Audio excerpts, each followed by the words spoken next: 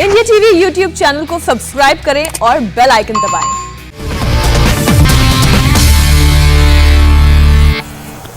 नमस्कार, मैं हूं सौरभ शर्मा। आज प्रधानमंत्री नरेंद्र मोदी ने काशी के डॉक्टर्स, पैरामेडिकल स्टाफ और अन्य फ्रंटलाइन स्वास्थ्य कर्मियों के साथ संवाद किया। प्रधानमंत्री मोदी ने कोरोना की दूसरी लहर से बचाव की तैयारियों की समीक्षा की और तीसरी लहर, ब्लैक फंगस और वैक्सीनेशन जैसे मुद्दों पर भी चर्चा की। इस संवाद के दौरान कई बार प्रधानमंत्री मोदी भावुक भी हुए। आप उनकी बातें सुनिए। वायरस ने हमारे कई अपनों को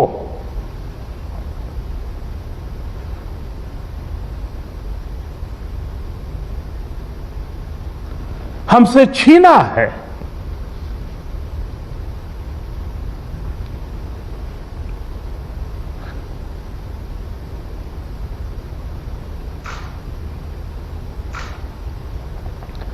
मैं उन सभी लोगों को अपनी विनम्र श्रद्धांजलि देता हूं और उनके परिजनों के प्रति सांत्वना व्यक्त करता हूं।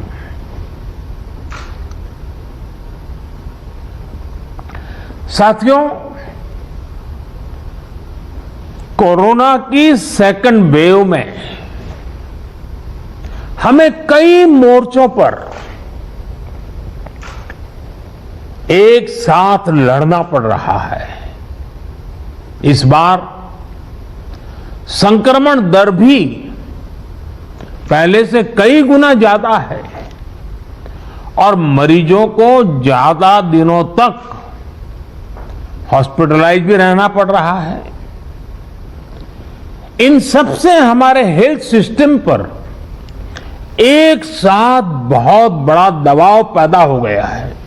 साथियों, आपके तप से और हम सबके साझा प्रयासों से महामारी के इस हमले को आपने काफी हद तक संभाला है, लेकिन अभी संतोष का समय नहीं है। हमें अभी एक लंबी लड़ाई लड़नी है। अभी हमें बनारस और पूर्वांचल के ग्रामीण इलाकों पर भी बहुत ध्यान देना है। और अब मंत्र हमारा क्या होगा? हर व्यवस्था के लिए, हर इकाई के लिए नया मंत्र यही है, जहां बीमार वहीं उपचार। ये हम भूले नहीं, जहां बीमार वहीं उपचार। जितनी हम उपचार उसके पास ले जाएंगे, उतना हमारी हेल्थ व्यवस्था पर दबाव बहुत कम होगा। और इसलिए अब हमारी सारी व्यवस्थाएं जहां बीमार वहीं उपचार, इस सिद्धांत पर।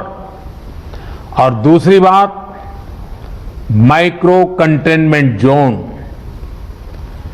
काशी ने बहुत सफलतापूर्वक उस पर ध्यान केंद्रित किया और उसका लाभ मिल रहा है। माइक्रो कंटेनमेंट जोन बनाकर जिस तरह आप शहर एवं गांवों में घर घर दवाएं बांट रहे हैं, आपने मेडिकल की किट पहुंचाई है गांव के लोगों तक, ये बहुत अच्छी पहल है। इस अभियान को ग्रामीण इलाकों में जितना हो सके उतना व्यापक करना है। डॉक्टर्स, लैब्स और ई मार्केटिंग कंपनियों को एक साथ जोड़ करके काशी कवच नाम से टेली मेडिसिन की सुविधा की, ये भी काशी का बहुत इनोवेटिव प्रयोग है। इसका लाभ गांव-गांव में लोगों को मिले, इसके लिए विशेष जागरूकता अभियान भी चलाना चाहिए। इसी तरह यूपी में कई सीनियर और युवा डॉक्टर्स भी ग्रामीण इलाकों में टेली मेडिसिन के माध्यम से सेवा कर रहे हैं। उनको साथ लेकर इसे और व्यापक किया जा सकता है। कोविड के खिलाफ गांवों में चल रही लड़ाई में हमारी आशा वर्कर और एएनएम बहनों की भी भूमिका बहुत अहम है। मैं चाहूंगा कि इनकी क्षमता और अनुभव का भी ज्यादा से ज्यादा लाभ लिया जाए। सेकंड वेव में हमने वैक्सीन की सुरक्षा को भी देखा है। वैक्सीन की सुरक्षा के चलते काफी हद तक हमारे फ्रंटलाइन वर्कर्स सुनिश्चित रहकर लोगों की सेवा कर पाए। यही सुरक्षा कवच आने वाले समय में हर व्यक्ति तक पहुंचेगा। हमें अपनी बारी आने पर वैक्सीन जरूर लगवानी है। कोरोना के खिलाफ हमारी लड़ाई जैसे एक सामूहिक अभियान बन गई है, वैसी ही वैक्सीनेशन को भी हमें सामूहिक जिम्मेदारी बनाना है। साथियों, जब प्रयासों में संवेदनशीलता हो, सेवा की भावना हो, लोगों की तकलीफों का एहसास हो, साइंस लेड अप्रोच हो, तो जमीन पर किया गया काम नजर भी आता है। लगातार काम करते रहना है।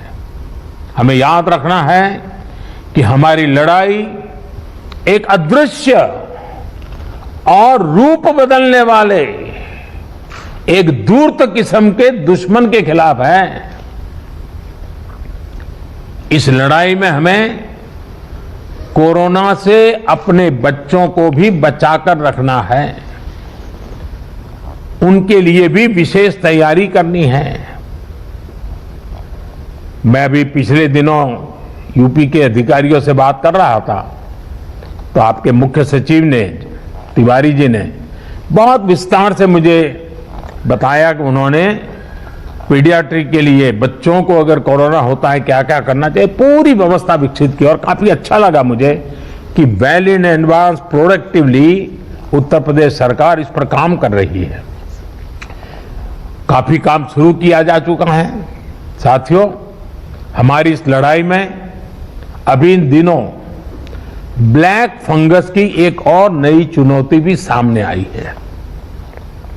इससे निपटने के लिए जरूरी सावधानी और व्यवस्था पर ध्यान देना जरूरी है।